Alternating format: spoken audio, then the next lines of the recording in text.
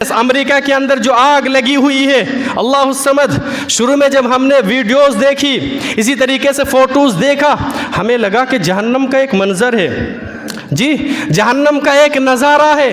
جہنم کا ایک نظارہ، لیکن وہ جہنم کا منظر نہیں ہے، جہنم کا نظارہ نہیں ہے، وہ امریکہ کے اندر لگی ہوئی ایک آگ ہے لاس اینجلس میں۔ یہ آگ لگی کیسے؟ اللہ الصمد، امریکہ کو آپ جانتے ہیں سپر پاور ملک ہے یہ، انہیں بڑا ناز ہے اپنی ترقی پر۔ یہ لوگ ہمیشہ کہا کرتے تھے کہ موسموں کے بارے میں علم ہمارے پاس ہے، سیاروں کے بارے میں علم ہمارے پاس ہے، زلزلوں کا علم ہمارے پاس ہے کہ زلزلہ آئے گا کب،